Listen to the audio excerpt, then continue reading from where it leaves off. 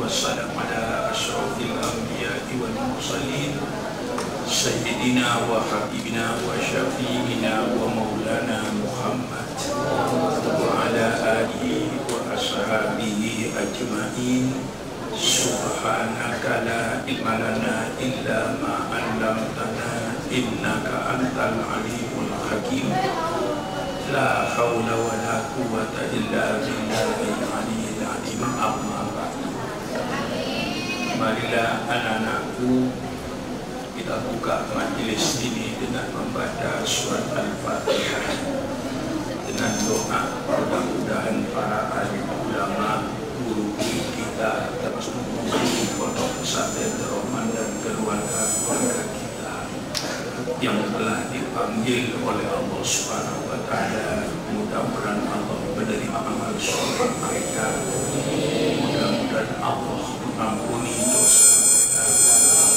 Mudah-mudahan kita yang dipanjangkan umur selalu mendapat taufik, mendapat hidayah dari Allah Subhanahu wa Ta'ala, berjalan di atas jalan yang lurus, jalan yang diridhoi oleh Allah Subhanahu wa Ta'ala.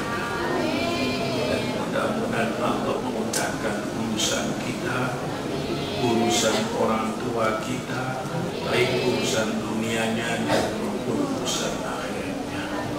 Dan mudah-mudahan Allah Subhanahu wa Ta'ala senantiasa menjaga kita, memelihara kita dari segala macam musibah dan segala macam penyakit yang melanda dunia ini. Al-Fatihah biniyatil qabul wa tamami kulli su'lin wa ma'mul wa ala kulli niyatin sholihah wa ila hadratin nabiyil Mustafa Muhammadin sallallahu alaihi wasallam. Al-Fatihah. A'udzubillahi minasyaitonir rajim. Bismillahirrahmanirrahim. Alhamdulillahirabbil alamin arrahmanir rahim maliki yaumiddin. Iyyaka na'budu wa iyyaka nasta'in. Ihdinas siratal mustaqim. Siratal ladzina an'amta 'alaihim ghairil maghdubi 'alaihim waladdallin. Sampai ayat berapa? 25.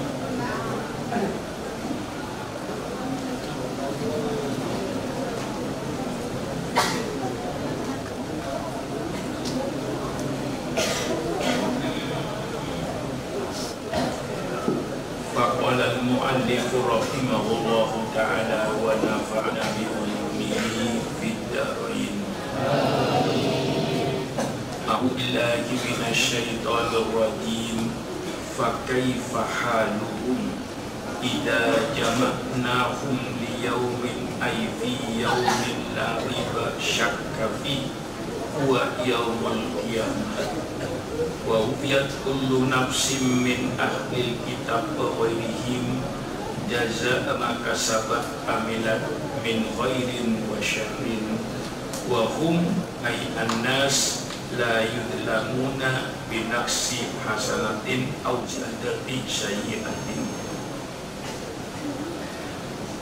Fa kaifa, maka bagaimana, haluhum, keadaan mereka, idza jama'nahum, apabila kami telah mengumpulkan mereka, liyaumin, untuk hari, ay fi yaumin, pada hari, la raiba, yang tidak ragu-ragu lagi, syakka, tidak syak lagi, tidak ragu-ragu lagi, fihi, di dalam hari itu, huwa yaumul qiyamah, itu nanti pada hari kiamat. Bagaimana keadaan mereka orang kafir itu tatkala kumpul mereka nanti pada hari kiamat di padang mahsyar. Wa wufiyat kullu nafsin, dan dipenuhi, wafa, yuwafi, itu memenuhi, wa wufiyat, dan dipenuhi, kullu nafsin, setiap jiwa, min ahli kitab, dari orang-orang ahli kitab, wa ghairihim, dan selain mereka ahli kitab, jazaa, balasan, maka sahabat apa yang telah dikerjakan oleh jiwa tadi, amilat, maka sahabat amilat yang telah diperbuat, kasabat nafsun, amilat nafsun, telah berbuat jiwa, min khairin wa syarrin, dari kebaikan dan kejahatan, wahum, dan sedangkan mereka ayyanas, orang-orang itu, la yudlamun, tidak akan didolimi. Yudlamun mabni lil majhul, yudlamun binaksi hasanatin, dengan mengurangi kebaikannya, au ziyadati sayyiatin, atau ditambah kejahatannya, itu tidak ada. Mereka tidak akan didolim, Allah tidak akan menambah, tidak akan mengurangi kebaikannya, dan tidak akan menambah kejahatannya. Allah akan membalas apa adanya dari perbuatan mereka nanti pada hari kiamat. Maka bagaimana keadaan mereka nanti? Artinya orang-orang Yahudi yang tidak mau percaya kepada Allah, yang tidak mau percaya kepada Nabi Muhammad SAW, maka dikatakan dipakai fahanku, bagaimana keadaan mereka nanti? Idza jama'nahu, tatkala kami kumpulkan mereka, di yaumin, pada hari, ay fi yaumin, di dalam hari, la raiba syakka, yang tidak ragu-ragu. Makanya hari kiamat itu tidak ragu-ragu, pasti kiamat itu terjadi. Cuman kapan? Ya tentu hanya Allah yang tahu. Kiamat akan terjadi ini juga orang-orang kafir percaya. Beberapa tahun yang lalu ada seminar tentang hari kiamat yang dilaksanakan oleh kelompok American Astronomical Society, masyarakat angkasa luar yang sering terbang ke luar angkasa. Mereka suatu ketika mengadakan satu seminar tentang hari kiamat. Mereka percaya bahwa dunia ini pasti nanti suatu saat rusak, dengan teori yang mereka katakan dengan teori gaya, teori magnet, bahwasanya semua planet-planet ini pada saat berputar pada tempatnya karena magnetnya masih sama-sama kuat. Bumi mau menarik bulan, bulan mau menarik bumi, matahari mau menarik bumi, bumi mau menarik matahari. Tapi karena kekuatan magnetnya itu sama-sama kuat, maka sama-sama tidak tertarik, sehingga planet itu berjalan pada tempatnya masing-masing. Bumi beredar pada tempatnya, bulan beredar pada tempatnya, matahari beredar pada tempatnya, karena magnetnya masih sama-sama kuat. Kata mereka, nanti kalau bumi ini seumur 2 miliar tahun, sampai sekarang menurut pengetahuan mereka terjadi 1.500 tahun yang lalu, 1 miliar tahun yang lalu terjadi ledakan, terjadilah alam semesta, kata mereka. Nanti setelah dunia ini berumur 20 miliar tahun, maka magnet-magnet yang dimiliki oleh planet-planet pasti berkurang karena dimakan oleh waktu. Pada saat planet-planet itu magnetnya mulai berkurang, maka peredarannya mulai goyang, sehingga pada waktu itu kata mereka akan terjadi tabrakan antar planet. Karena matahari dengan bumi terlalu dekat, maka semua air laut menguap, sehingga karena tidak ada air tidak ada kehidupan. Tapi dunia kata dia masih ada. Nabi setelah umur dunia ini 25 miliar tahun, maka semua yang ada ini menguap, hilang. Jadi tabrakan hancur, hilang. Lalu kata dia, seandainya Anda masih hidup, Anda cuma hanya melihat warna gelap. Bintang sudah ada, matahari sudah nggak ada, dia gelap. Mereka sampai di situ. Jadi soal adanya kiamat antara mereka si kafir-kafir ini, dia meyakini bahwa dunia nanti akan rusak pada saat magnet-magnet yang dimiliki oleh planet itu mulai berkurang dan habis. Nah,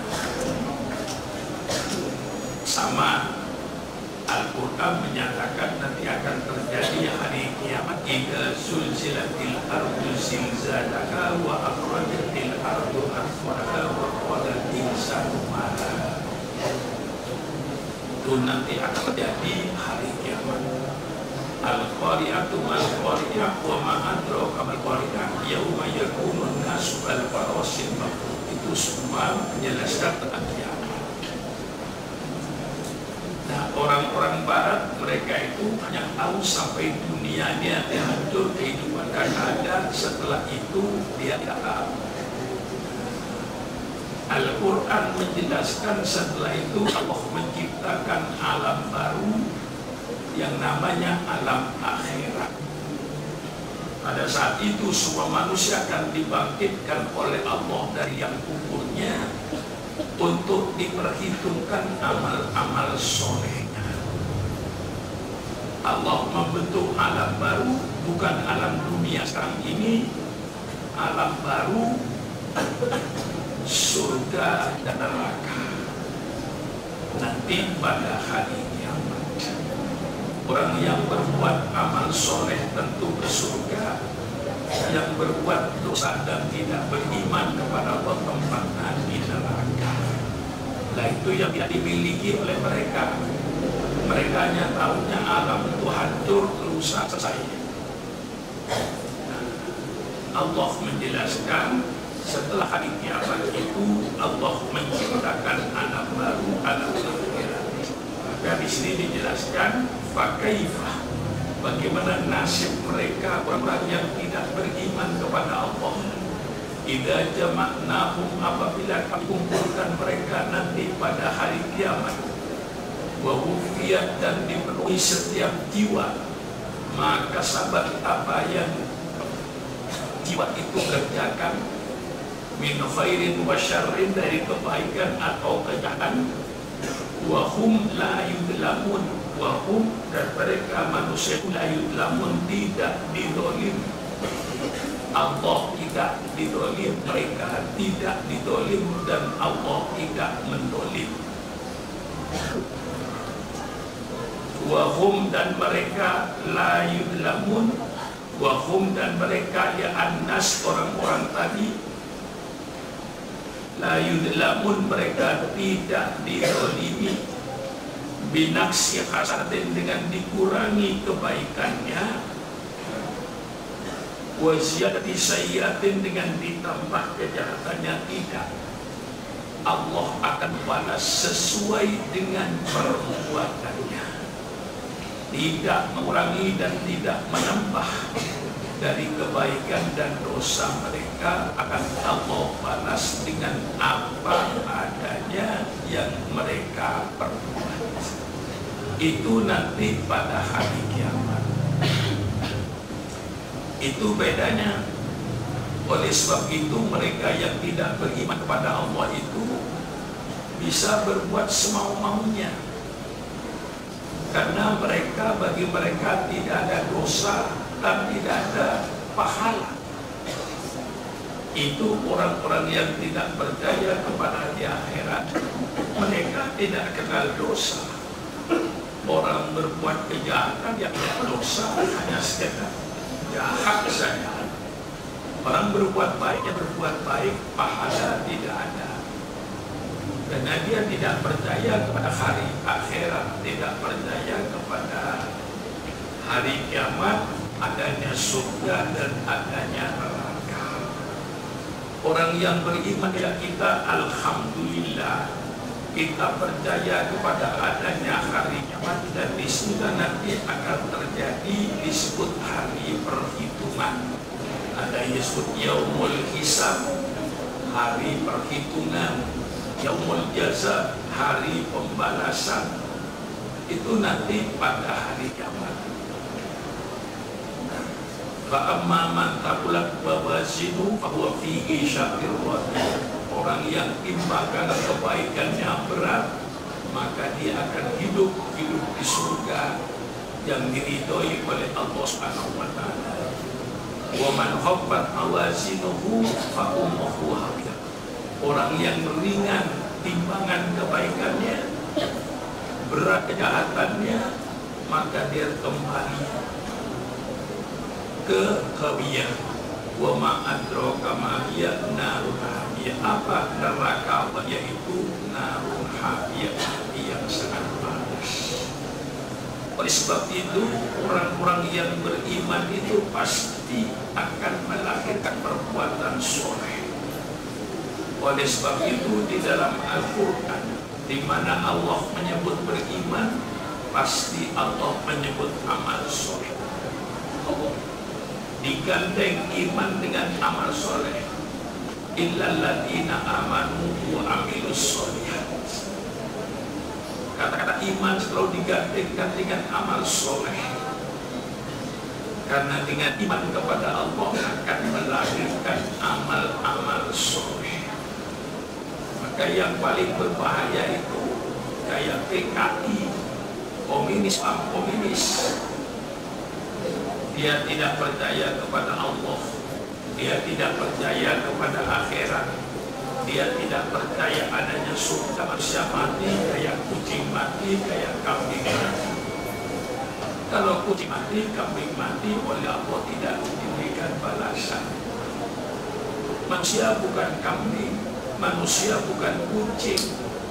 Oleh Allah manusia dikasih akal, berpikir, yang tidak dikasihkan makhluk yang lain, hanya kepada manusia. Oleh sebab itu dikasihkan akal supaya manusia bisa berpikir mana yang baik, mana yang buruk.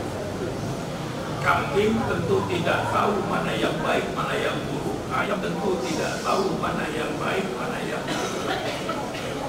Yang tahu mana yang baik, mana yang buruk adalah akal manusia. Oleh sebab itu manusia tidak sama dengan binatang. Manusia akan dimintai pertanggungjawaban oleh Allah selama dalam kehidupannya, karena oleh Allah dikasih akal.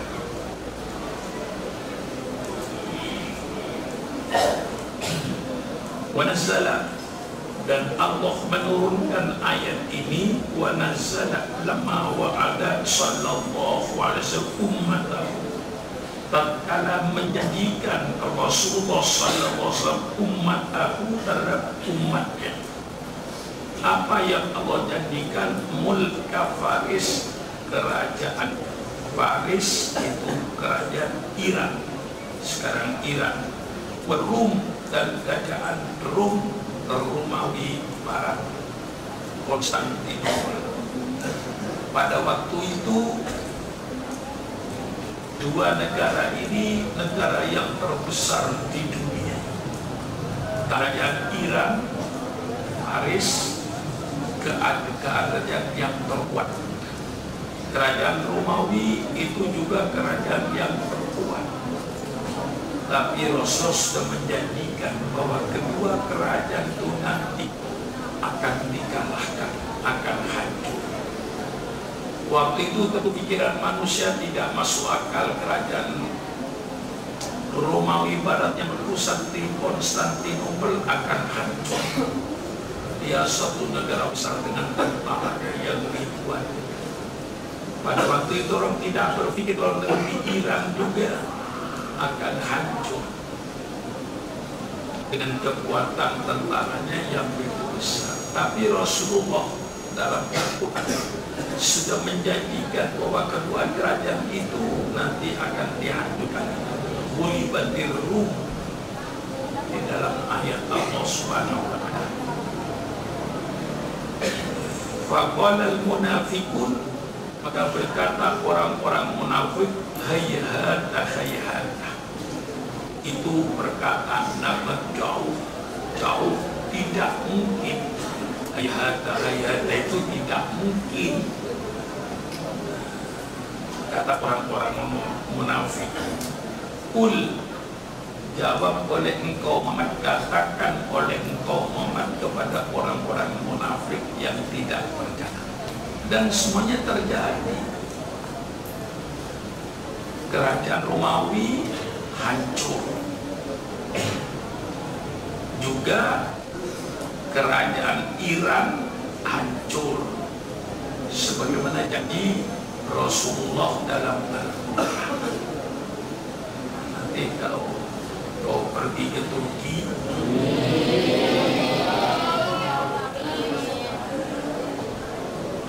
di Ankara, di situ kau akan melihat apa itu perminannya ketika pokoknya kerajaan Romawi, kayak film itu, tapi bagaimana membikinnya dari lantai bawah naik lantai 2 itu di Irak, di Ankara itu, lalu naik lantai 3. Ketika naik lantai 3 itu dinding ini hilang, kita kayak ada di tempat yang luas itu, kayak di tengah-tengah padang pasir yang luas, melihat pertemuan waktu jatuhnya Konstantinopel, lalu melihat peperangan itu. Tembok ini enggak ada. Gimana itu menciptakan pemandangan semacam itu? Ya teknologi dia. Jadi kita di lantai 3 lepas ini, kita kayak berada di tengah-tengah padang pasir melihat pertempuran yang langsung. Jatuhnya Konstantinopel itu terjadi. Maka di sini wa nazzala, dan Allah menurunkan ayat ini lamma wa'ada, tatkala menjanjikan Rasulullah SAW umat tahu kepada umatnya mulka Faris wa Rum, kerajaan Iran dan kerajaan Romawi. Faqala al-munafiqun, maka berkata orang munafik, hayhata hayhata, tidak mungkin, tidak mungkin. Kul, katakanlah oleh engkau Allahumma ya Allah, malikal mulki, Allah yang memiliki kerajaan. Tuti, kau berikan kerajaan itu, tuti ayatuti al-mulka, kerajaan itu mantasya min khalqika, daripada makhlukmu. Wa tanzi'u, dan Allah mencopot al-mulka, kerajaan mimman tasa, dari siapa saja yang Allah kehendaki. Wa tu'izzu, dan Allah membesarkan man tasa, siapa saja yang Allah kehendaki, bi'ita'ihi, dengan memberikan kerajaan. Wa tudhillu, dan Allah menghinakan, tudhillu jamak kepada tu'izzu, dan Allah tu'izzu menjayakan, membesarkan siapa saja yang kehendaki, bi'ita'ihi, dengan memberikan kerajaan. Wa tudhillu, dan engkau ya Allah yang menghinakan man tasya, siapa saja yang kau kehendaki, binas'ihi minhu, dengan mencopot kerajaan, minhu, dari orang tadi. Biyadikah, dengan tanganmu, aidi kudratikah, dengan kekuasaanmu, al khairu, yang baik, tangan yang artinya Allah, biyadikal khair, dengan tanganmu yang baik, ai wasyarr, dan juga kadang-kadang dengan yang jahat. Kekalahan, kemenangan, dan kekalahan itu datangnya dari tanganmu ya Allah. Innaka ala kulli syai'in qadir, sesungguhnya engkau ala kulli syai'in, atas segala satu, qadirun, mampu berkuasa. Tidak ada penghalang. Jawab kepada mereka, Allah yang mempunyai kerajaan. Allah bisa memberikan kerajaan kepada siapa saja yang Allah kehendaki, dan Allah bisa mencopot kerajaan itu dari siapa saja yang Allah kehendaki. Allah bisa menjayakan seseorang yang Allah kehendaki, dan Allah bisa menjatuhkan, menghina seseorang siapa saja yang Allah kehendaki dengan kekuasaan Allah. Baik yang baik maupun yang tidak baik, maupun yang baik maupun yang jahat, artinya kemenangan dan kekalahan itu di tangan Allah Subhanahu wa Ta'ala. Allah bisa memberikan kerajaan itu kepada siapa saja yang Allah kehendaki, dan Allah bisa mencopot kerajaan itu dari siapa saja yang Allah kehendaki. Maka kerajaan Romawi akhirnya hancur, jatuhlah Sultan Hamid di Turki. Sehingga Turki ini sekarang keadaannya satu negara yang ada di dua benua. Separuh Turki itu ada di Asia, separuhnya masuk Eropa. Jadi saya ketika di Turki 3 hari bolak-balik dari Asia Afrika, dari Asia menuju ke Eropa. Malam tidur di hotel di Asia. Pagi ketika mau pergi ke Istanbul, saya pergi ke Eropa. Sore mau tidur, pulang lagi ke Asia. Pagi pergi lagi ke Eropa. Karena negara itu terletak separuh benua Asia, separuh benua Eropa. Itu letaknya Turki, dan ya negaranya sudah maju. Kadang-kadang saya lewat di bawah laut. Naik ke bis tidak terasa kalau ada di dalam air. Keluar lihat kanan kiri muncul dari laut.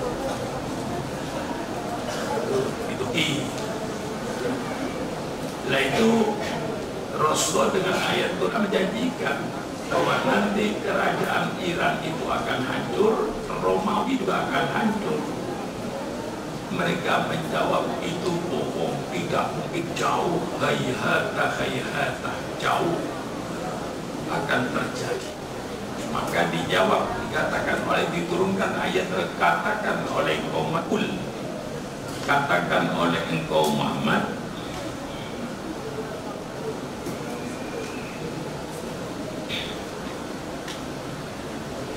katakan oleh engkau Muhammad, Allahumma ya Allah, Malikal Mulki, yang memiliki kerajaan, tuti kau berikan, tuti sama arti tuti datangkan, kau datangkan, yang maksud tuti kau berikan, al-mulka kerajaan itu, mantasya kepada orang siapa saja yang kau kehendaki, min khalqika daripada makhlukmu, wa tanzi'u, dan engkaulah yang mencopot al-mulkah kerajaan, mimman tasa dari orang-orang yang kau kehendaki, wa tu'izzu, dan engkaulah yang menjayakan mantasa siapa saja yang kau kehendaki.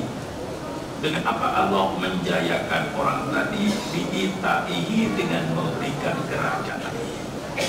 Wa tudillu man tasya, dan engkau ya Allah yang menjadikan orang hina siapa saja yang kau kehendaki. Dengan apa? Binasihi naza'ayan zaunasun, dengan mencopot kerajaan minhu dari orang tadi, maka dia menjadi hina. Biyadikal khair, dengan tanganmu ya Allah, artinya bikudratika, dengan kekuasaanmu ya Allah, al khairu awsat, kebaikan dan kejahatan itu ada di tangan ya Allah. Dikasih kerajaan atau mencopot kerajaan itu adalah kekuasaanmu ya Allah. innaka ala kulli syai'in qadir, sesungguhnya engkau ala kulli syai'in qadir, atas segala satu, qadir berkuasa, mampu. Tidak ada yang mustahil bagi Allah, dan semuanya terjadi. Kerajaan Iran hancur, kerajaan Romawi juga Konstantinopel hancur. Kedua-duanya jatuh kan Islam semuanya. Padahal Rasulullah itu bersabda masih Quran itu masih jauh. Itu kerajaan Iran masih jaya-jayanya. Kerajaan Romawi Barat Konstantinopel masih jaya-jayanya. Yang tidak terpikir akan hancurnya dua kerajaan itu. Tapi Quran Rasulullah sudah menjanjikan bahwa dua kerajaan itu nanti pada suatu saat akan jatuh ke tangan orang Islam. Mereka menjawab, hayatah, jauh itu tidak mungkin. Jawablah oleh Muhammad kepada Rasul, lahum, katakan kepada mereka, ya Allah, Malikal Mulk, yang memiliki kerajaan, tu'til mulka man tasha', kau berikan kerajaan itu kepada siapa saja yang kau kehendaki, wa tanzi'u mimman tasha', dan kau bisa mencopot kerajaan itu dari siapa saja yang kau kehendaki. Tidak ada yang mustahil bagi Allah Subhanahu wa Ta'ala, dan semuanya sebagai mukjizatnya Al-Quran. Al-Quran itu memberitakan sejarah yang sudah terjadi. Al-Quran menceritakan apa yang sedang terjadi, dan Al-Quran juga menceritakan apa yang akan terjadi. Dan semua yang diberitakan oleh Quran itu pasti terjadi. Al-Quran menceritakan Nabi Adam kepada Nabi Muhammad sebagai mukjizatnya, sehingga Nabi Muhammad bukan seorang ahli sejarah, hanya seorang anak pengembala kambing di padang pasir yang tidak pernah belajar, tidak pernah menuntut ilmu, dalam keadaan buta huruf, tidak bisa membaca dan tidak bisa menulis. Akhirnya datang dengan kitab suci Al-Quran 30 juz yang menceritakan sejarah-sejarah Nabi tentang kejadian alam sampai kejadian Nabi Adam, menceritakan 25 Rasul dalam Al-Quran itu sebagai mukjizat. Maka dengan keadaan Rasulullah yang tidak pernah belajar, keadaan Rasul yang tidak bisa membaca dan menulis, kemudian datang dengan Al-Quran 30 juz yang menceritakan sejarah-sejarah terdahulu. Tidak ada alasan bagi siapapun saja untuk tidak percaya bahwa Quran itu pasti dari Allah, bukan dari Nabi Muhammad Sallallahu Alaihi Wasallam. Ini dibuktikan nyata. Rasulullah bukan orang yang baca sejarah. Kok bisa cerita Nabi Adam selengkap? Nabi bukan ahli sejarah. Kok bisa menceritakan sejarah Nabi Nuh dengan banjir besar dan dengan anaknya yang tenggelam? Bisa cerita Nabi Ibrahim, bisa cerita Nabi Musa, bisa cerita Nabi Isa, 25 Rasul diceritakan oleh Quran. Dari mana Nabi Muhammad kalau tidak dari Allah? Maka Al-Quran ini sebagai mukjizat, menceritakan hal-hal yang sudah terjadi seperti sejarah-sejarah, menceritakan yang sedang terjadi, dan menceritakan apa yang akan terjadi. Dan semua berita-berita Al-Quran terjadi.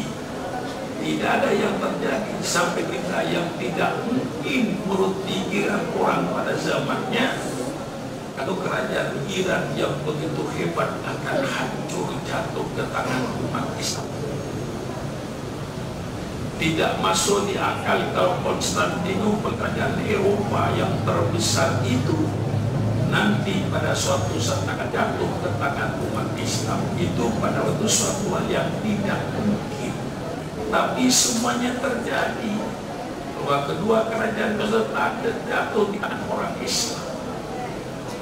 Itu mukjizatnya Al-Quran menceritakan apa yang akan terjadi. Kemudian Allah menunjukkan kekuasaannya. Tuliju, engkau ya Allah yang memasukkan tudkhilu al-laila fil nahar. Engkau yang memasukkan malam ke siang. Wa tulijun nahar, dan engkau yang memasukkan siang.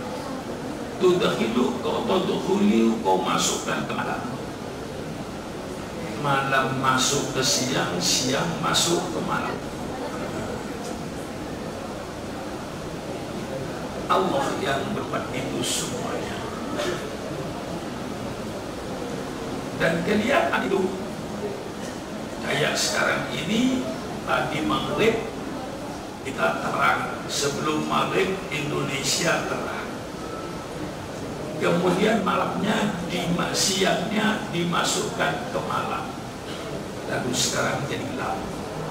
Nanti sampai besok jam 6, besok jam 6 siang dimasukkan ke malam, malamnya jadi hilang. Mulai Irian jam 3 sudah subuh, kita jam 4 lebih subuh, siang itu berjalan masuk ke malam, malam masuk ke siang, siang masuk ke malam. Nanti jam 3 di Irian, mungkin setengah 3 di Irian sudah adzan subuh. Kita jam 4 5 menit barangkali baru adzan subuh siang itu. Di Aceh belum, masih gelap. Nanti di Aceh mungkin subuhnya itu sekitar jam 5 terang Aceh, terus siang masuk ke malam, malam masuk ke siang. Sekarang di Amerika Serikat terang. Kita berbeda dengan Amerika Serikat 12 jam. Di sini jam 6 maghrib, di situ jam 6 subuh. Nah sekarang di Amerika Serikat siang pagi ya. Jam 8 pagi sekarang dia. Kita jam 8 malam. Itu di Quran dijelaskan peredaran matahari ini. Tuliju, engkau memasukkan, tudkhilu al-laila, kau masukkan malam fin nahar ke dalam siang. Wa tulijun nahar, dan kau masukkan siang fil laili kepada malam. Fayazidu kullu minhuma bima naqusu minal akhir. Maka bertambahlah kullun minhuma, setiap dari keduanya, bima naqusu minal akhir, dengan apa yang kurang dari yang lain.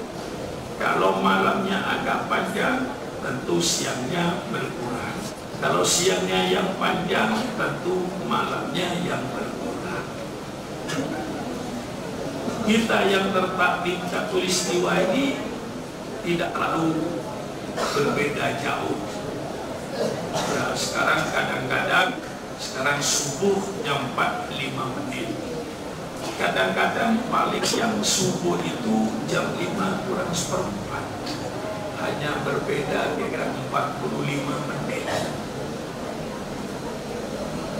Siang jadi berkurang sedikit, malamnya yang bertambah. Kalau siangnya yang bertambah, malamnya yang berkurang. Karena hari itu tidak ada yang lebih dari 24 jam. Kadang-kadang siangnya lebih panjang sedikit, malamnya lebih kurang. Kalau malamnya ya panjang, siangnya. Kita ini tidak terlalu terasa. Orang yang berada di sekitar Khatulistiwa itu tidak terlalu terasa. Tetapi orang yang berada di bujur, di garis utara itu terasa. Orang berpuasa di Inggris itu kalau kebetulan musim panas, dia bisa berpuasa 17 jam. Nanti malamnya cuma sebentar dia. Malamnya mungkin cuma kira-kira 7 jam. Siangnya yang panjang. Itu di daerah utara atau di daerah selatan Australia. Kita yang ada di Khatulistiwa itu ada di lintang 0 derajat, lebih sedikit ke selatan tidak terasa. Tetapi orang yang berada di lintang utara 23,5 derajat lintang utara atau 23,5 derajat lintang selatan itu malam siangnya akan terasa. Sekarang di Inggris, saat ini di Inggris malamnya panjang, bisa 16 jam malam, siangnya sebentar. Nah, di sini Quran sudah menjelaskan, fayazidu maka bertambah kullun minhuma, tiap-tiap dari keduanya, mimma bimana khusus dengan apa yang berkurang minat apa. Malamnya bertambah, siangnya berkurang. Siangnya bertambah, malamnya berkurang. Ini semuanya ditunjukkan sebagai kekuasaan Allah. Peredaran bumi ini kekuasaan Allah. Sudah sekian miliar tahun masih tetap keadaannya berputarnya, tidak mengalami perubahan. Maha Agung penciptanya yang mengatur.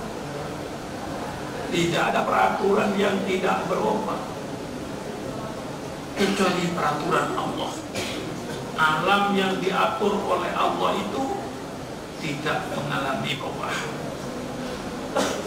Sudah sekian miliar tahun matahari terbit dan terbenam secara teratur.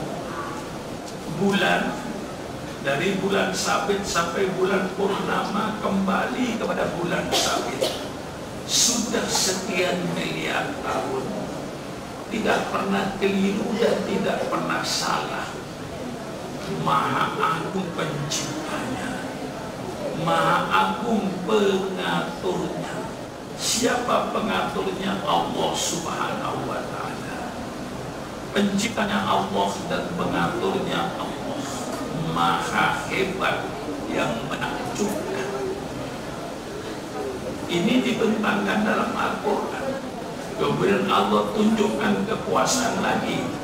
Wa tukhrijul hayya, kau keluarkan makhluk hidup minal mayyit, dari makhluk mati. Kal insan, seperti manusia, wa tauqir, dan burung, minan nutfah wal baidah, dari sperma dan dari telur. Wa tukhrijul mayyita, dan kau keluarkan yang mati, kan nutfati wal baidah, seperti sperma dan telur, minal hayy, dari yang hidup.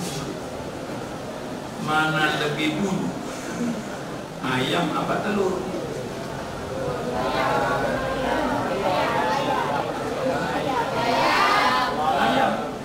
Ayam keluar dari telur.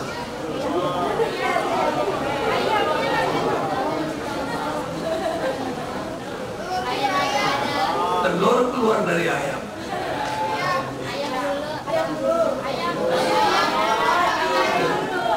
Yang jelas ayam keluar dari telur.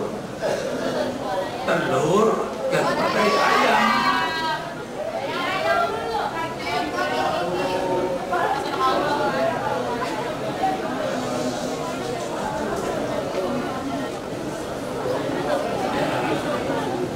Sudah serahkan sama Allah, siapa yang berbantu. Kamu berbantah nggak bakalan selesai. Ya bantah sampai kiamat itu tetap jawabannya. Ayam dari telur, telur keluar dari ayam, ayam keluar dari terserah Allah lah. Wa tarzuqu, dan engkau ya Allah, tarzuqu man tasya, engkau ya Allah yang memberikan rezeki man tasya, siapa saja yang kau kehendaki, diberi hisab, dengan tanpa perhitungan. Artinya rizqan wasi'an, rezeki yang banyak. Itu semua menunjukkan kekuasaan Allah, supaya kita beriman kepada Allah. Wa tarzuq, dan engkau ya Allah yang memberikan rezeki man tasya, kepada orang yang kau kehendaki, biwairi hisab, tanpa hisab, tanpa perhitungan, dari banyaknya. Ya, kalau saya yakin bahwa Allah itu yang memberikan rezeki, saya bukan pengusaha, saya tidak punya PT, dengan saya ya nggak ada. Ya, kerjaan saya cuma ngajar, pagi subuh, tiap subuh saya ngajar, istirahat, ya, menerima undangan, kembali ke pondok, dagangan nggak punya, PT perusahaan nggak punya, tapi nggak punya. Dengan kekuasaan Allah, saya tidak pernah punya hutang sama tukang, tapi yang banyak tukang punya hutang sama saya. Membangun masjid kayak begini miliaran, jadi karena bencana, ya, longsor, saya perbaiki, bagus sekarang. Karena waktu itu ada kekeliruan teknis, ya, karena saya nggak ikut bikin, saya serahkan memang tukang. Ada kekeliruan teknis, dari sini air turun, dari sini air turun. Nah, di sini ada longgar tanah, di sini kamar mandi, di sini tempat air. Hujan turun ke sini menyatu, sedangkan ini sempit, cuman kira-kira mungkin ya bangsa 1,5 meter. Akhirnya tanah ini karena diturunin hujan terus menjadi lumpur, jadi kubur, jadi lumpur, karena beratnya bisa ini longsor. Alhamdulillah, bagus, selesai. Dari mana duitnya? Dari mana kira-kira duitnya?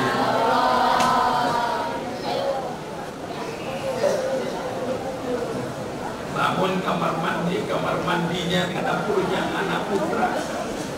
Membangun dapurnya tempat makan anak putri. Sebagus ya.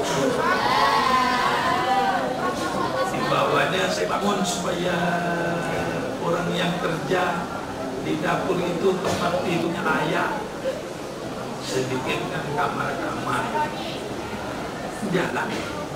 Saya nggak punya hutang sama tukang.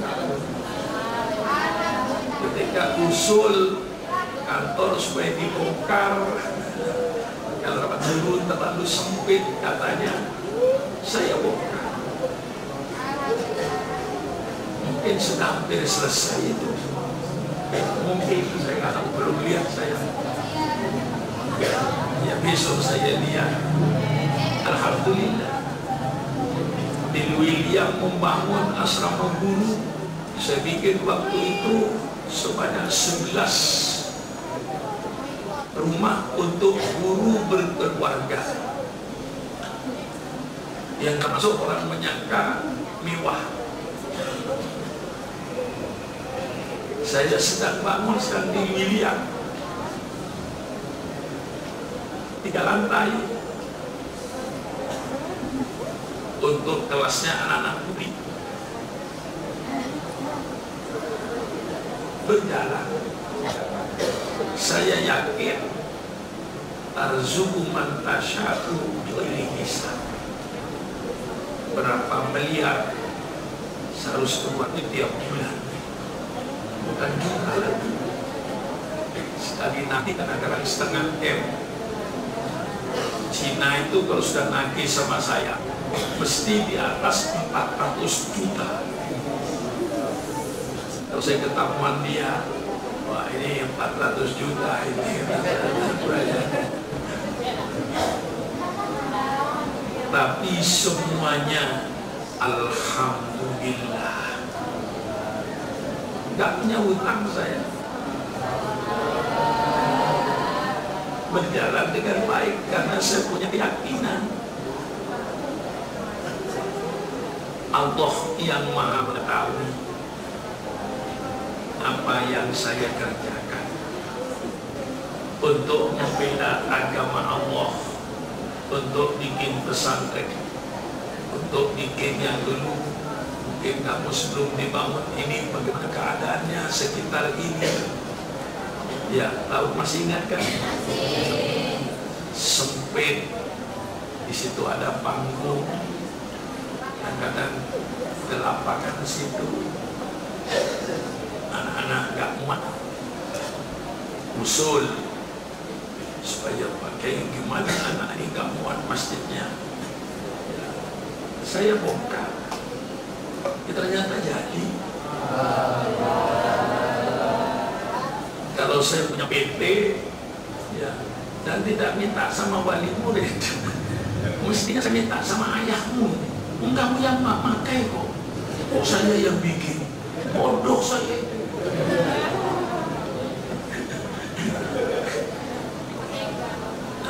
Lah iya, saya yang bikin, yang pakai kamu.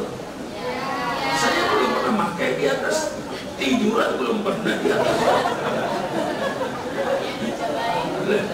Mestinya yang pembangun itu ayahku untuk anaknya kok.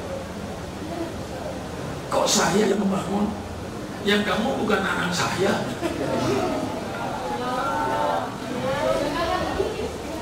Ya karena berpikiran agama untuk berbuat baik, yang saya berusaha berdoa selalu, ya Allah, mudah-mudahan saya bangun ini tidak sampai minta-minta, baik kepada wali murid atau pada siapapun saja. Tidak pernah minta-minta saya ini. Alhamdulillah. Jadi kalau ada ayat Quran wa tarzuqu man tasya'u bighairi hisab, saya yang paling merasakan itu. Ya tentu Allah itu banyak caranya, dengan cara apapun saja. Allah tidak kehilangan cara untuk memberikan sesuatu kepada hambanya yang dia kehendaki, tidak dengan cara, dengan cara apapun saja. Tentu cara Allah cara yang baik, cara yang halal. Mestinya kalau sekolah lain yang fasilitasnya kayak begini, itu uang pangkalnya paling tidak 15 juta, 20 juta. Boleh kamu lihat. Ya, di tempat lain, masuk kamu ke tempat lain yang sama-sama pondok pesantren begini, oh bisa 20 juta itu uang pangkalnya. Di sini uang pangkalnya sekedar cukup untuk bangkunya saja dengan kursinya. Tapi bagaimanapun saya alhamdulillah wa tarzuqu man tasya'u bighairi wa tarzuqu, dan engkau ya Allah yang memberikan rezeki mantasak siapa saja yang kau kehendaki, bighairi hisab, tanpa perhitungan, dengan rezeki yang luas. Alhamdulillah saya merasakan. rezeki Allah yang begitu banyak. Bangun di Luwiliang itu tidak kurang daripada 30 miliar saya. Bayangkan duit 30 miliar kalau dijadikan ratusan kayak apa ya? Sedangkan ratusan jadikan 2000-an aja. Mungkin satu truk nggak muat. Kalau 30 M itu 3.000 juta. 30.000 juta. Itu namanya 30.000 juta. Kalau ditukar dengan yang 2 rupiah, mungkin bisa 2-3 truk. Tapi ya alhamdulillah belum pernah ke Luwiliang ya.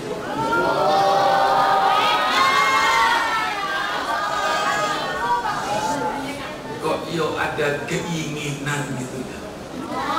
Kalau gak ada keinginan kan sewa bis pulang pergi 1 hari kan bisa ke Luwiliang.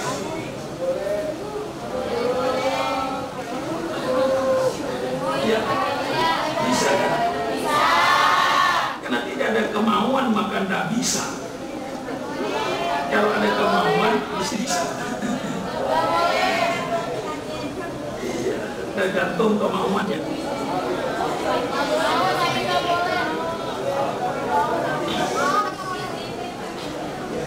Apa?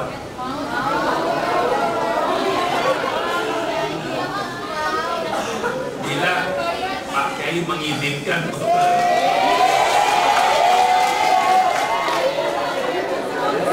tapi bisnya bayar sendiri.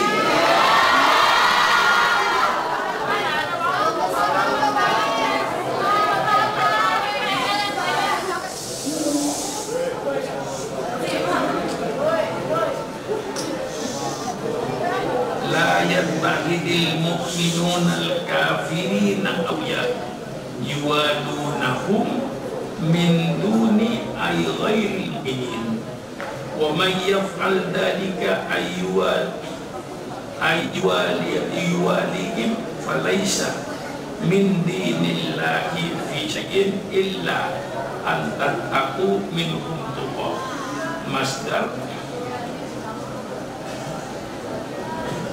taqiyatu ay taqaitahu ay takhafu makhafatan falakum walatuhum bil lisan dunal qalbi wa hada qabla izzatil islam wa yajri fi man fi'atin laysa qawiyan fiha wa yuhaddiruhum yuhaffikumullahu nafsahu ay yaghdab alaihim in walaitumuhum wa ilallahil masir. La yattakhidil mu'minun, jangan menjadikan. Ya yattahid itu berarti mengambil, tapi maksudnya di sini menjadikan. La yattakhidil mu'minuna al-kafirina awliya, janganlah orang-orang mukmin menjadikan orang-orang kafir awliya sebagai pemimpin. Dalam hukum Islam, di mana Islam mayoritas, haram memilih pemimpin kafir. Ini hukum Islam. Kecuali kalau kita dalam negara yang kita Islamnya minoritas, seperti misalnya kita di Eropa, di mana Islam minoritas, mau tidak mau ya pemimpinnya satu dari mereka. Tetapi di mana umat Islam mayoritas, tidak boleh kata Al-Quran la yattakhidil mu'minuna al-kafirin, jangan orang-orang menjadikan orang-orang kafir aulia sebagai pemimpin. Yuwalunahum, orang mukmin menjadikan mereka pemimpin, min duni, dari selain ghairil mu'minin, dari selain orang mukmin. Jadi tidak boleh orang mukmin menjadikan orang kafir sebagai pemimpin. Orang mukmin harus menjadi pemimpin yang juga orang mukmin. Ini wajar. Karena di Indonesia ini mah ada usaha untuk menyudutkan orang Islam. Kalau kita jujur, kata orang, jangan ada dusta di antara kita. Kalau tidak ada dusta di antara kita, orang Islam pasti ingin punya pemimpin yang beragama Islam. Orang Kristen pasti ingin punya pemimpin yang beragama Islam. Orang Hindu pasti ingin punya pemimpin yang beragama Hindu. Ini bukan syarat, ini naluri manusia. Karena manusia itu punya identitas. Identitas itu merupakan karunia dari Allah. Sultan Mahmud jadi orang Madura. Saya tidak pernah memohon kepada Allah, ya Allah jadikanlah saya orang Madura. Tidak. Saya jadi orang Madura terima jadi. Tidak pakai pesanan. Orang Sunda kalau jujur pasti ingin pemimpin yang dari suku Sunda. Betul apa tidak? Wong Jawa pasti ingin pemimpin yang juga dari wong Jawa.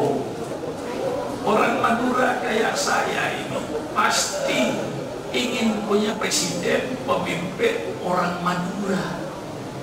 Ini bukan syarat, naluri manusia. Karena identitas itu merupakan satu kebanggaan dalam arti bersyukur. Alhamdulillah saya dijadikan orang Madura. Kata orang Sunda, alhamdulillah saya dijadikan orang Sunda. Kata wong Jawa, alhamdulillah saya jadi wong Jawa. Kata orang Bugis, alhamdulillah saya jadi orang Bugis. Kata orang Betawi, alhamdulillah saya jadi orang Betawi. Nah, tiap manusia yang punya identitas suku secara jujur, pasti orang Jawa ingin punya pemimpin orang Jawa, orang Sunda ingin punya pemimpin orang Sunda. Ini bukan syarat, naluri manusia yang tidak bisa dihilangkan. Lalu kalau di Indonesia dikatakan nanti ketika pemilihan umum hilangkan identitas, itu berarti melawan naluri manusia. Menghilangkan identitas itu tidak mungkin, karena identitas pemberian dari Allah. Saya jadi orang Madura, pemberian dari Allah. Anak-anakku orang Betawi, orang Sunda, orang Jawa itu pemberian dari Allah. Yang penting banggalah kau dengan identitasmu, dengan catatan hidup lita'arofu, saling hormat menghormati, saling harga menghargai. Itu yang benar, bukan menghilangkan identitas. Ada identitas agama. Saya sebagai orang Islam, alhamdulillah saya jadi orang Islam. Setiap umat beragama dengan identitasnya. Jujurlah, jangan munafik. Orang Kristen pasti ingin punya pemimpin dari agama Kristen. Orang Islam pasti ingin punya pemimpin yang beragama Islam. Orang Hindu pasti ingin punya pemimpin yang beragama Hindu. Maka perlihatkan kenyataannya. Di Papua, Gubernur Papua selalu orang Kristen, wajar. Karena mereka mayoritas orang Kristen. Kalau di Bali, gubernurnya orang Hindu, saya tidak pernah komplain. Wajar, karena di Bali itu mayoritas orang beragama Hindu. Kalau pemimpinnya orang Hindu, wajar. Sebaliknya kami di Jakarta atau di Jawa atau di Indonesia, kita punya presiden yang beragama Islam, wajar. Karena mayoritas beragama Islam. Ini kadang-kadang orang nanti dalam menghilangkan identitas kita satu bangsa, omong kosong. Tidak mungkin kita menghilangkan identitas. Syukuran Makmum mempunyai dua identitas, Islam dan Madura. Tidak mungkin ini dihilangkan. Bagaimana saya menghilangkan Madura saya? Ngomong saya orang Madura. Bagaimana saya menghilangkan Islam saya orang Islam?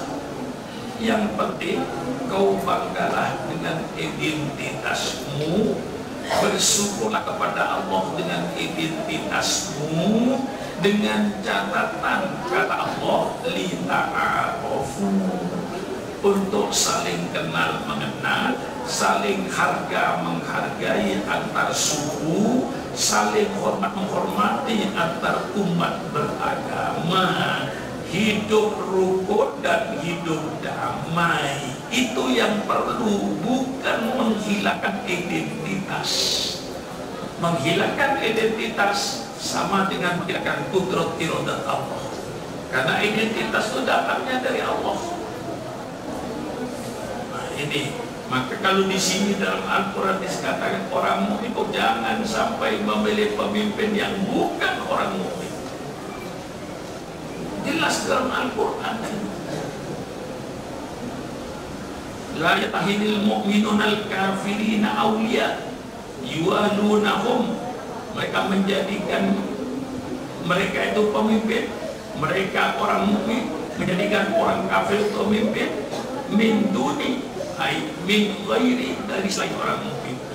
Orang mukmin harus menjadi pemimpin yang juga orang mukmin. Wa may yaf'al dzalika, barang siapa yang berbuat seperti itu, ay diwalihim, dia mengikat mereka sebagai wali pemimpin, falaisa, maka tidak ada min dinilai dari agama Allah fi syai'in, berarti tidak ada apa-apanya dalam agamanya, illa kecuali antaku, engkau dalam keadaan takut, minhum, dari mereka, tu'oh, sebenar-benarnya takut. Ai tahu, engkau merasa takut, ai takhofu, engkau merasa takut, makhofatan, ketakutan. Falakum, maka bagi kamu, muwalatuhum, memilih mereka jadi pemimpin, bil lisan, dengan lidah, dunal qalbi, tapi hati tetap tidak setuju. Setuju dengan pemimpin yang bukan Islam karena dalam keadaan darurat, dalam keadaan ketakutan, artinya Islam dalam keadaan minoritas. Seperti di Prancis, di Belanda, tidak mungkin kita memilih orang mukmin untuk jadi presiden di negeri Belanda. Mayoritas mereka Katolik, pasti pemimpinnya, presidennya akan Katolik.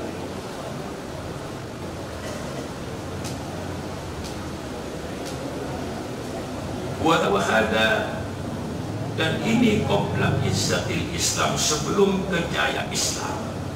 Wayajri, dan berlaku, wayajri itu bukan lari, yajri itu artinya lari, tapi maksud wayajri, dan berlaku hukum ini fiman fi baladin, bagi orang di suatu negeri, laisa qawiyan fiha, yang tidak kuat di dalam negeri, artinya minoritas. Wa yuhadzirukum, dan Allah memperingati kalian, yukhawifukum, dan Allah memberikan bertakut kepada kalian, nafsahu, akan diri Allah, ayyadhaba, untuk marah alaih. Jangan sampai Allah marah kepada kalian. In walaitumuhum, jika engkau menjadikan mereka pemimpin, Allah akan murka.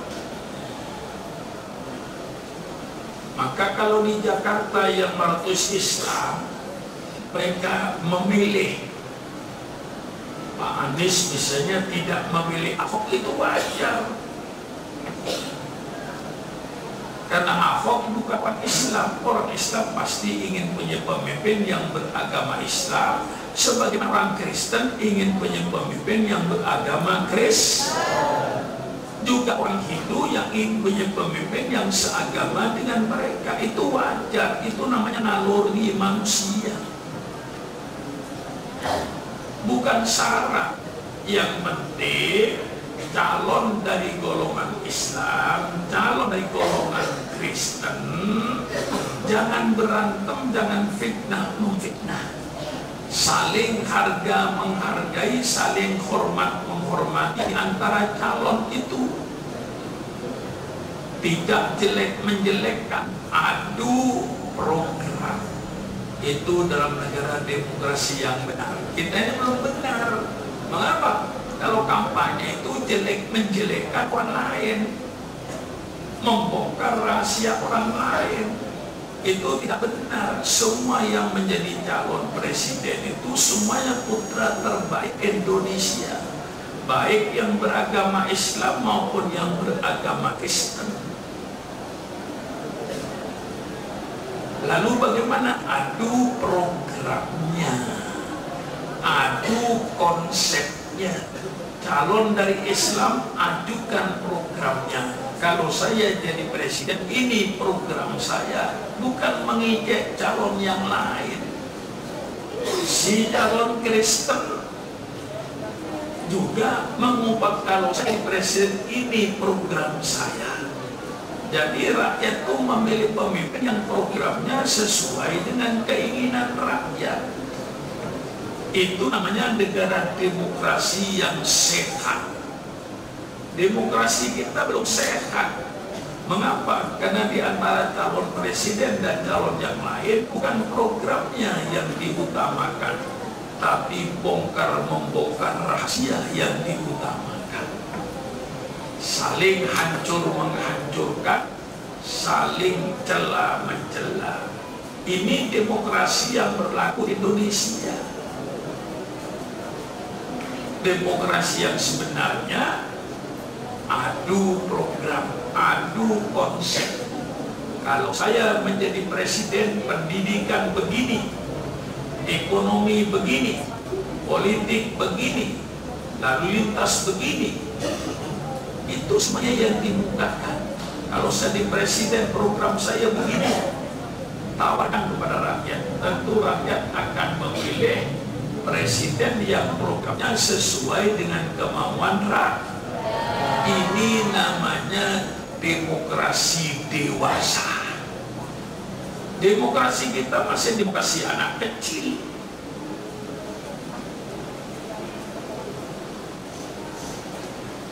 Dengan identitasnya saling celah mencela, itu tidak benar. Identitas tidak bisa dihilangkan. Kalau kita mau jujur, maka yang saya katakan, orang Sunda ingin punya presiden dari orang Sunda, orang Jawa ingin punya presiden dari orang Jawa. Itu bukan salah, itu naluri manusia. Yang penting dalam negara Republik Indonesia ini dengan satu bangsa, persilakan dengan identitasnya. Tapi calon presiden dari suku Jawa misalnya, dan calon presiden dari suku Sunda misalnya, dan calon presiden dari suku Bugis misalnya, semua calon saling hormat menghormati, saling harga menghargai, karena mereka dicalonkan tentu adalah putra yang terbaik dari kelompoknya. Saling hormat menghormati, saling harga menghargai, lalu mereka adu program. Itu baru demokrasi dewasa. Calon dari orang yang beragama Islam persilakan, calon daripada orang yang beragama Kristen persilakan, calon daripada orang yang beragama Hindu persilakan. Itu naluri manusia. Yang penting calon dari Islam, Hindu, Kristen saling hormat menghormati, saling harga menghargai. menghargai, bukan saling jelek menjelekkan.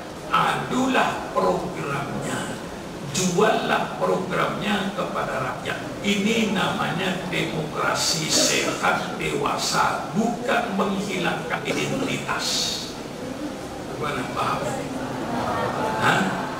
Paham ya? Jadi ini dikatakan, wah itu Pak Supron ekstrim. Ekstrim. Ekstrim enak kan? Ya iya. Itu namanya demokrasinya dewasa. Jadi dewasa itu menjelekkan calon Islam, menjelekkan Kristen, calon ini tidak. Itu tidak demokrasi. Demokrasi itu persilakan calon dan identitas masing-masing, dan itu sudah naluri manusia. Kalau identitasnya suku, persilakan. Identitasnya agama, persilakan. Karena kalau jujur, pasti orang Sunda ingin punya presiden dari orang Sunda, orang Jawa ingin punya orang Jawa. Kita sebagai satu bangsa, calon daripada orang Sunda persilakan, calon daripada orang Jawa persilakan, saling harga menghargai, saling hormat menghormati antar calon, bukan saling jelek menjelekkan. Ajukan programnya. Itu demokrasi yang kita inginkan. Jadi calon dari manapun saja persilakan. Itu sudah naluri manusia. Calon dari kelompok Islam persilakan, kelompok Kristen persilakan, calon dari kelompok Jawa persilakan, calon kelompok Sunda persilakan dengan identitasnya. Tapi setelah jadi calon, saling hormat menghormati, saling harga menghargai, bukan jelek menjelekkan di antara calon, tetapi sampaikan programnya. Mau diapakan negara kalau Anda jadi pemimpin, itu yang penting. Wah. Sehat kan demokrasinya? Demokrasi sehat. Jangan menghilangkan identitas.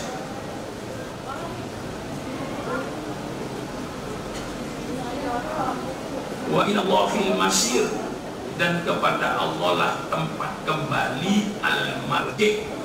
Semuanya akan kembali kepada Allah. Fayujazikum, maka Allah yang akan membalas kalian dari perbuatan kalian. Yang berbuat baik oleh Allah dikasih pahala, nanti masuk surga. Yang berbuat jahat oleh Allah dikasih dosa, tempatnya di neraka. Indah ajaran Islam. Sehingga kita tidak hidup ini tidak semau-maunya. Sehingga Rasulullah bersabda, khairun nas anfa'uhum linnas. Sebagus-bagus manusia, orang yang berikan manfaat kepada manusia. Karena orang yang berikan manfaat itu dapat pahala masuk surga. Maka kalau orang sudah tidak percaya pada surga, tidak percaya pada neraka, dia akan berbuat semamanya. Karena halal tidak ada, haram tidak ada, pahala nggak ada, dosa kagak ada. Jadi dia lalu berbuat semau-maunya. Orang yang takut berbuat jahat itu karena ingat kepada dosa. Orang yang cinta kepada ibadat karena mereka tahu pahala. Kalau tidak tahu pahala, tidak tahu dosa, maka sama dengan binatang. Binatang itu tidak tahu dosa dan tidak tahu pahala. Kita bukan binatang, makhluk manusia yang dimuliakan oleh Allah, yang diistimewakan oleh Allah dengan diberikan akal sehat.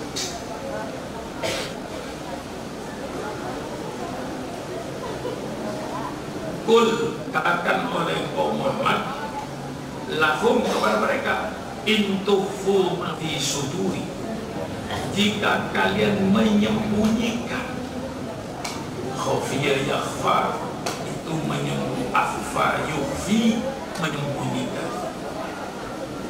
Kul, katakan oleh Muhammad lahum kepada mereka, intufu ma fi sudurikum, Jika kau sembunyikan apa yang ada di dalam dadamu, niat-niat dan keinginan,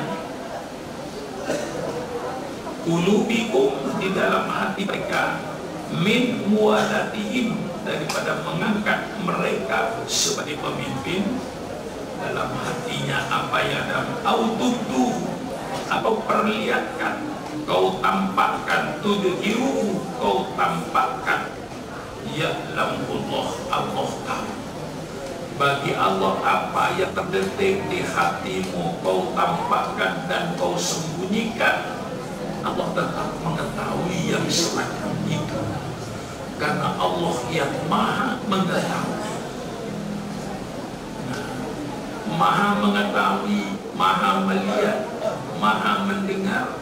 Dengan kemajuan teknologi saat ini, justru kita semakin mantap kalau Allah itu maha melihat, Allah itu maha mendengar. Dengan kemajuan teknologi kita lebih semakin mantap sebenarnya. Belilah kamu 10 televisi, lalu belilah kau kursi goyang kayak gini, lalu televisinya kau keliling kamu, kau punya antena yang canggih, kemudian kau setel televisinya, engkau diam di dalam kamar, kau bisa melihat, oh itu ada tabrakan kereta api di bawah tanah di India, tabrakannya kereta api di bawah tanah di India lagi, kau bisa melihat di kamar. Wah, itu kebakaran hutan di Australia, itu tabrakan kereta api di New York misalnya, itu tabrakan kapal laut, itu kapal terbang jatuh, padahal kau ada di dalam kamarnya. Bahkan sampai melihat sekecil-kecilnya ketika pertandingan sepak bola, pertandingannya berada di Brazil, Amerika Selatan, jauh dari kita, tapi kita melihat bola yang masuk dalam gawang itu pada waktu yang sama, bukan nunggu setengah jam, pada waktu yang sama. Kalau makhluknya yang namanya manusia bisa melihat dunia ini dari segala penjuru, bagaimana pencipta manusia? Dengan HP kita bisa mendengar suara orang yang berbicara di Mekah. Dari mana? Oh, saya di Mekah, Pak. Oh ya, bisa bicara. Saya suatu ketika pernah menerima telepon dari Los Angeles, Amerika Serikat, sebelah utara. Saya angkat, halo, dari mana? Saya pakai nama ini, orang Kerawang Pak Kiai, tapi sudah menjadi warga negara Amerika. Sudah bukan kebangsaan Indonesia lagi, sudah kebangsaan Amerika. Ada apa? Ya, saya mau tanya sama Pak Kiai, saya cuma kenal nama dengan Pak Kiai, saya cari-cari teleponnya, makanya saya dikasih teleponnya. Saya keluarga ada yang meninggal dunia Pak Kiai, tentang hukum waris yang hidup ini. Nah, saya tanya, siapa yang mati? Ini, yang hidup. Sebutkan semua yang hidup dari keluarganya. Sebutkan. Nah, tunggu setengah jam ya, nanti kau telepon lagi. Nanti saya buka kitab, dapat bagian berapa. Nah, suara di Los Angeles, saya di sini, suaranya jelas. Kalau manusia bisa mendengar suara dari seluruh dunia, alasan apa kau tidak berdaya? Kalau Allah Subhanahu wa Sami'un Basir, Allah maha mendengar dan maha melihat. Kita sendiri sudah bisa melihat dunia, kita bisa mendengar suara di seluruh dunia. Itu baru manusia ciptaan Allah. Bagaimana Allah pencipta alam semesta yang maha mengetahui, tidak ada alasan untuk tidak percaya kalau Allah itu maha mendengar dan Allah maha melihat. Nah, disinilah yang iman ini akan membentuk manusia lalu berakhlakul karimah, karena dia selalu merasa diintai oleh Allah Subhanahu wa Ta'ala. Kul, katakan oleh komat lahum kepada mereka, itu koma fi sudurikum, jika kau sembunyikan apa yang ada dalam dadamu, artinya kulubikum yang ada dalam hatimu, min walatihim, daripada mengangkat mereka jadi pemimpin, kau sembunyikan, autubduhu, atau perlihatkan, tudhiru, ya'lamu, Allah tahu, wa huwa ya'lamu ma fis samawati wa ma fil ardh, dia Allah yang mengetahui apa-apa yang di langit dan apa-apa yang di bumi. Wallahu ala kulli syai'in qadir, dan Allah atas segala sesuatu maha mengetahui. Wa minhu, dan daripada kekuasaan Allah. Wallahu ala kulli syai'in qadir, dan sesungguhnya sesuatu qadirun, berkuasa. Wa minhu, daripada kekuasaan Allah, ta'dzibu man walahu, mengadab orang-orang yang mengangkat mereka orang kafir menjadi pemimpin. Tidak boleh kita memilih ada calon gubernur muslim dengan kafir, kau wajib memilih yang muslim. Tidak boleh memilih yang kafir kalau kita dalam keadaan mayoritas, kecuali dalam keadaan minoritas. Catatannya terakhir apa itu?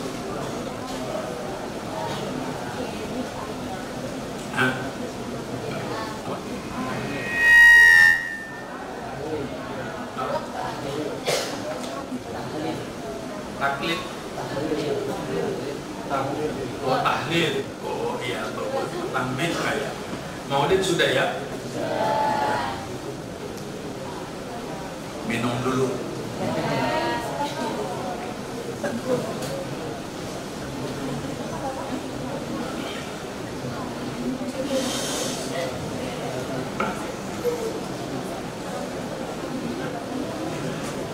Kita dari pindah sekarang, sebab mengapa kalau orang mati kita kok tahlilan. Tahlilan itu mengadakan barang yang sudah ada, bukan mengada-adakan apa yang ada. Pertama, perintah Allah, perintah Rasulullah. Kalau ada orang yang sedang kematian, disunahkan untuk takziah. Takziah itu datang ke rumah orang yang sedang kena musibah, yang maksudnya untuk menggembirakan. Itu namanya takziah.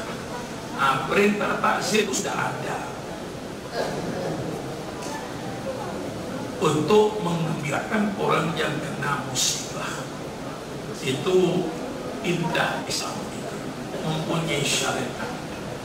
Jadi kalau ada tetangga sedang kena musibah, termasuk kematian keluarga, maka kita disunahkan oleh Rasulullah untuk takziah ke tempat orang yang meninggal, datang mengunjungi tempat orang yang meninggal dunia untuk menggembirakan keluarganya yang sedang kena musibah. Yang kedua, kita diperintahkan oleh Allah untuk mendoakan orang mati. Rabbana ighfir lana wa li ikhwanina alladzina sabaquna bil iman. Dalam ayat lain, alladzina ja'u min ba'dihim yaquluna rabbana ighfir lana wa li ikhwanina alladzina sabaquna bil iman. Mendoakan orang mati itu perintah Allah, perintah Rasulullah. Mendoakan orang mati. Rabbi ighfirli wa li walidayya warhamhuma kama rabbayani shaghira. Termasuk dalam soal sholat jenazah, Dalam salat kita berdoa untuk yang mati. Allahumma ufir lahu warhamhu wa'afi wa'fu'an. Jadi perintah takziah ada, perintah mendoakan orang mati ada. Nah, kemudian kebetulan ada orang mati, kita laksanakan takziahnya. Itu takziah ketika orang mati, itu adalah perintah Allah. Kemudian kita baca tahlil, baca tasbih, baca Quran dengan niat pahalanya untuk yang meninggal dunia. Ini juga dibenarkan oleh para ulama, mendoakan orang yang meninggal dunia dengan tawassul, membaca Al-Quran, membaca tahlil. Ya Allah, mudah-mudahan dengan Quran yang kita baca, ya Allah, mudah-mudahan dengan tahlil tasbih yang kita baca, ya Allah, mudah-mudahan almarhum diampuni dosanya oleh Allah dan diterima amal solehnya. Ini semuanya perintah Allah. Maka ketika ada orang mati, para ulama mengambil kebijaksanaan mengadakan takziah kubur. Nah, orang tahlilan ketika ada orang mati dipersoalkan. Orang yang ngobrol, ngalor ngidul, kadang-kadang gosip di tengah-tengah almarhum tidak dipersoalkan. Mana lebih afdal kita takziah dengan ngobrol ngalor ngidul, dengan membaca Yasin, mendoakan yang mati? Itulah kita pakai akal sehat, sehingga kita ini para ulama mengadakan tahlilan. Dalam kitabnya Ibnu Taimiyah, itu rajanya Wahabi. Dalam kitabnya dia menyatakan man halala ala qabri ahadin sab'ina alaf bari'a min adadil qabri. Barang siapa yang tahlil di atas kuburan seseorang sampai 70.000 kali, maka Allah bebaskan yang di kuburan itu daripada siksa kubur. Subhanallah. Daripada kita takziah kumpul, hanya berbicara ngalor ngidul, kadang-kadang gosip lagi.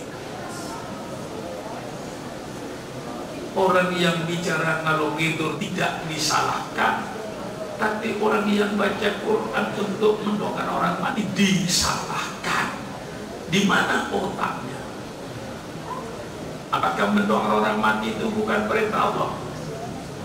Apakah tawassul dengan baca Quran untuk mendoakan orang mati dilarang?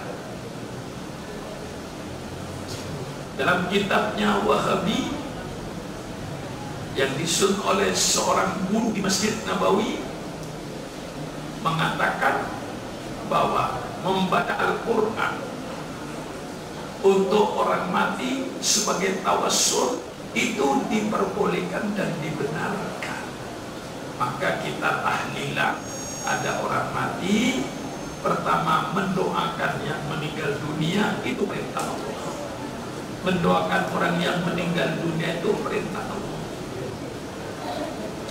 Ada orang yang memaham dari ayat Quran, alaisa lil insani illa ma syaa. Tidaklah bagi seseorang kecuali apa yang dia kerjakan.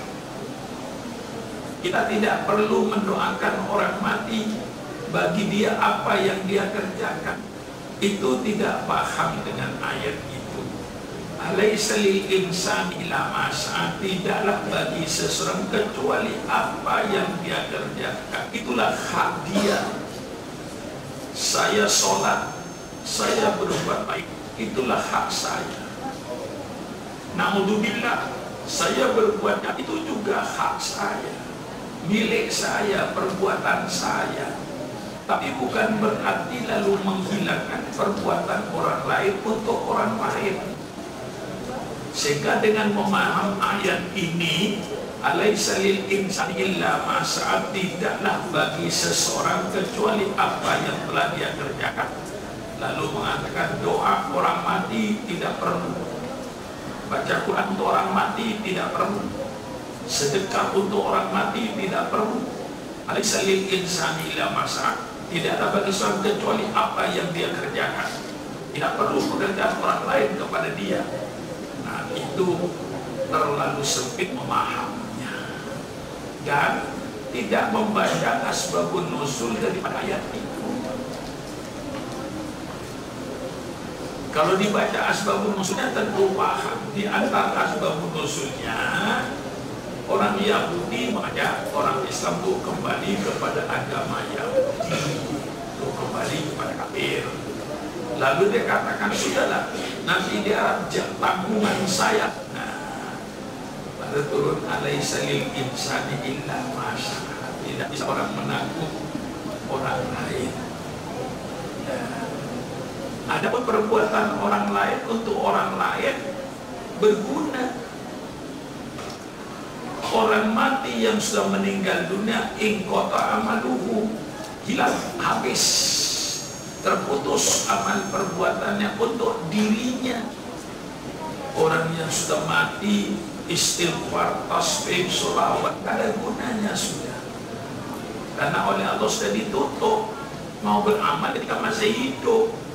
Nah, tapi itu tidak menghilangkan perbuatan orang lain kalau untuk yang mati. Kalau seandainya perbuatan orang hidup tidak ada gunanya bagi orang mati, mengapa Anda sholat jenazah? Sholat jenazah itu yang sholat yang hidup. Dalam sholat jenazah berdoa, Allahumma ighfir lahu warhamhu wa'afi wa'fu anhu, Allahumma ij'al qabrahu rawdatan min riyadil jinan wa la taj'al qabrahu hufatan min hufaril niran. Kalau doa orang hidup tidak berguna untuk orang mati, maka sholat jenazah dihapus seluruh dunia.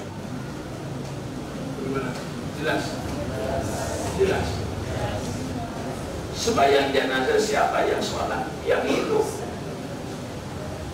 Berguna nggak orang mati? Oh, berguna besar.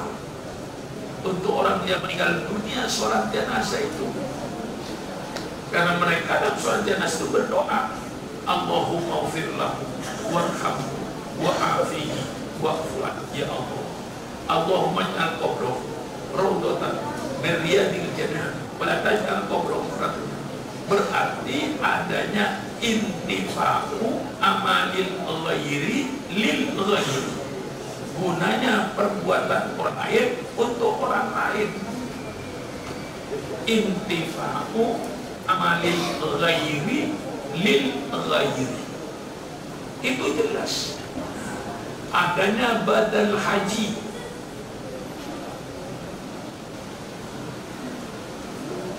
yang orang tuanya belum haji, kemudian kau dikasih rezeki oleh Allah menghajikan orang tuamu yang telah meninggal dunia. Itu semua ulama membenarkan berdasarkan hadis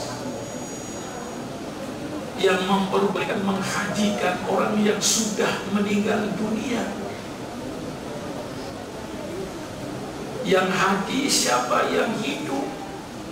Untuk siapa? Untuk yang mati. Itu namanya intifa'u amalil ghairi lil ghairi, gunanya perbuatan orang lain untuk orang lain. Tapi kalau yang mati sendiri, istighfar, putus, tidak diterima oleh Allah. Tapi perbuatan orang lain, orang mati, tetap berguna besar. Sedekah untuk orang mati, Masya Allah, hadisnya kuat. Ja'a rajulun lan Nabi sallallahu alaihi wasallam qala inna ummi uqtulitat alaha ajrun in tasaddaqat anha datang seseorang kepada Rasulullah SAW, ya Rasulullah, ibu saya meninggal dunia Rasulullah, dan dia tidak bicara apa-apa. Apakah ada bagi ibu saya, seandainya saya bersedekah untuk ibu saya? Rasul jawab, na'am, ada pahalanya untuk ibu. Ada pembangunan masjid, datang orang ini, saya sumbang 10 meter keramik untuk ibu saya. Jelas pahalanya sampai.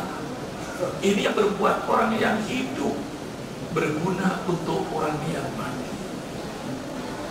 Jadi sangat tidak benar orang yang berkata bahwa tidak ada gunanya perbuatan orang yang hidup untuk orang yang sudah mati, tidak ada gunanya. Itu sangat tidak benar. Hanya berpegangan kepada ayat alaisa lil insani illa ma sa'a. Tidaklah bagi seseorang kecuali apa yang dia kerjakan. Sehingga doa untuk orang mati tidak ada gunanya. Sedekah untuk orang mati tidak ada gunanya, tidak ada gunanya. Allah sudah menyatakan alaisa lil insani illa ma sa'a. Tidak ada bagi seseorang kecuali apa yang dia kerjakan. Tidak perlu doa, tidak perlu sedekah untuk dia. Bagi dia apa yang dia kerjakan, hak dia, tapi tidak menghilangkan hak orang lain, hak yang hidup untuk mendoakan orang yang meninggal. Apa gunanya? Rabbi ufirli wali walidayya warhamhuma kama rabbayani shaghira. Itu doa seorang anak terhadap orang tuanya yang telah meninggal dunia. Dia baca Fatihah, baca tahlil, Rabbi ufirli wali walidayya warhamhuma kama rabbayani shaghira. Kalau tidak ada gunanya, mengapa Rasulullah menyuruh baca doa itu? Allahumma ufir lil mu'minin wal mu'minat wal muslimin wal muslimat al ahya'i minhum wal amwat setiap Jumat. Kalau itu tidak ada gunanya, maka disuruh Rasulullah. Nah, lalu pertanyaannya, mengapa seminggu? Seminggu ya kita yang sempat, kita banyak pekerjaan. Itu cuma ijtihadnya ulama. Mari kita hibur keluarga yang sedih ini 1 minggu, kita adakan rumahnya takziah selama 1 minggu, kemudian kita tahlil baca Quran, kita doakan yang meninggal dunia, sehingga yang kena musibah bergembira, ya Allah, alhamdulillah keluarga saya yang meninggal dunia didoain oleh keluarga semuanya, oleh tetangga semuanya. Mengapa 1 minggu?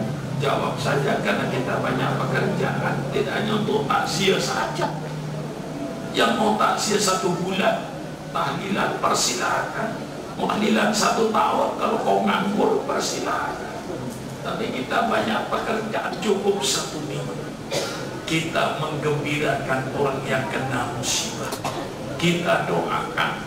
Daripada kita kumpul, perintah Allah untuk mendoakan orang yang meninggal dunia. Mumpung kita takziah, mari kita doakan yang meninggal dunia. Alangkah indahnya. Ini bukan bid'ah sayyi'ah, tapi bid'ah hasanah. Bid'ah yang bagus. Karena kita membuat tradisi-tradisi yang bagus. Sehingga berjalannya di masyarakat, ada orang meninggal, kita takziah selama 1 minggu, kita adakan tahlilan. Nanti 40 harinya kita ingat lagi, kita doakan lagi sampai 100 hari dan seterusnya. Lalu nanti diadakan haul setiap tahun untuk mendoakan keluarga-keluarga kita yang sudah meninggal dunia. Tidak ada larangannya. Tidak boleh mendoakan orang meninggal dunia. Ya, kalau orang mati tidak boleh didoakan dan tidak ada doa, tidak ada gunanya doa orang mati, ya bubarkan sembahyang jenazah seluruh dunia. Tidak ada gunanya sembahyang jenazah itu. yang isinya kita mendoakan orang mati, yang mayat yang ada di depan hidungnya itu yang doakan. Kalau tidak ada gunanya, masa Rasulullah menyuruh? Nah, ini jangan terlalu sempit dalam memikirkan ajaran agama Islam. Jadi kita mengadakan tahlil itu mengadakan barang yang ada, yang belum diaplikasikan. Apa yang ada? Yang ada takziah. Kita laksanakan takziah. Takziah tidak ditentukan waktunya. Tentu yang paling afdal ketika kejadian. Tapi untuk macam takziah paling tidak dalam 7 hari atau dalam 40 hari. Kita takziah, menggembirakan orang yang kena musibah datang. Dan perintah mendoakan orang mati. Nah, kebetulan ini sedang kejadian, lebih afdal. Maka waktu itulah kita baca Quran, baca Yasin, tahlilan. Mengapa 1 minggu? Yaitu kemampuan kita 1 minggu. Saudara mau tahlilan sepanjang hidupmu, persilakan. Kalau mau nganggur, bagaimana? Paham? Jadi ulama itu tidak ngawur, ada dalilnya, ada marojeknya, ada referensinya. Di mana referensinya? Ini referensinya. Kita diperintahkan takziah, kita diperintahkan mendoakan orang mati, kita diperintahkan baca Quran untuk orang mati, kita diperintahkan untuk mendoakan orang mati. Kita laksanakan ketika sedang kejadian. Kalau kadang-kadang berhubung apapun ditentukan waktunya, bukan ditentukan waktunya. 7 hari itu tidak harus. Mau tahlilan 1 malam, setelah itu tidak, persilakan. Mau tahlilan 3 hari, persilakan. Menurut kemampuan dan kesempatannya. Mau tahlilan dengan tetangga 7 hari, persilakan. Maka dengan ijtihadnya para ulama, sudahlah 1 minggu dari Sabtu ke Sabtu, mari kita datang ke rumah itu menggembirakan mereka. Dari kesedihan kita kasih nasihat, semuanya sudah kodok-kodoknya Allah, kita harus terima. Nah, itulah tugas kita. Takziah itu menggembirakan orang yang sedang kena musibah. Nah, kumpullah mari kita takziah bersama-sama, mendoakan yang telah meninggal dunia sesuai dengan perintah Allah. Kita baca Quran untuk yang mati sesuai dengan perintah Allah. Kita laksanakan 7 hari. Bukan wajib 7 hari itu. Tidak wajib. Mau 3 hari persilakan. Mau 2 hari persilakan tahlilan. Mau 7 hari persilakan. Mau setengah bulan persilakan. Mau 1 bulan persilakan. Mau sepanjang tahun persilakan. Kalau kau memang nganggur, gak ada pekerjaan lain. Jelas keterangan saya. Itulah anak-anakku tadi, tidak semua bid'ah itu lalu dipukul rata. Yang saya jelaskan kepada sunnah pun ada sunnatan hasanatan, ada sunnatan sayyi'atan. Kalau sunnah Nabi tidak ada yang sayyi'at. Pasti kalau sunnah Nabi itu hasanah, tidak yang sayyi'at. Tapi ada Rasulullah bersabda, man sanna fil Islam sunnatan hasanah. Lalu Rasulullah bersabda lagi, man sanna fil Islam sunnatan sayyi'atan. Nah, di sini sunnah sebagai arti bahasa, bukan sunnah Nabi hadis. Sunnah yang berarti tradisi, kebiasaan.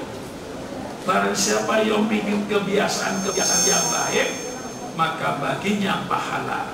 Dan pahala orang-orang yang mengikutinya dengan tidak mengurangi pahala mereka sedikit pun. Jadi tahlilan merupakan tradisi yang baik.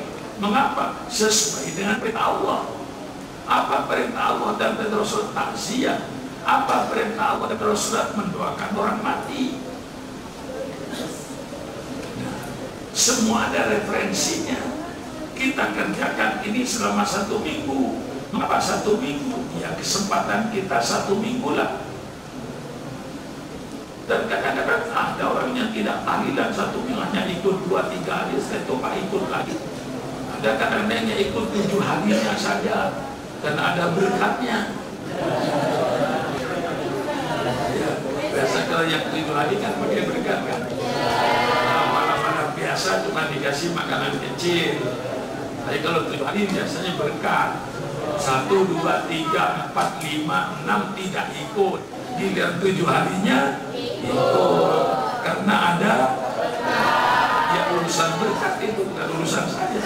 Urusan saya takziah untuk menyiarkan bela sungkawa sedih, menggembirakan tuan rumah, kita mendoakan orang yang mati.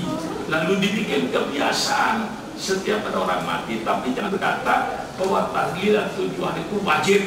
Nah, itu salah. Bid'ah itu.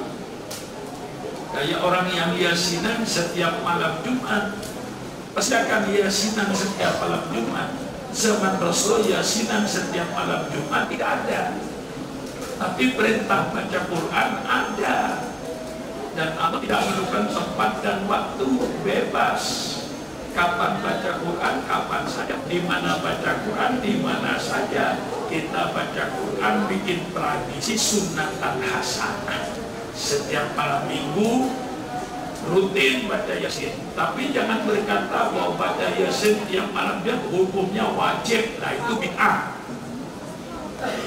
Kalau baca Yasin setiap malam dia itu berbuat baik, itu namanya sunatan hasanah. Gimana? Jelas keterangan saya?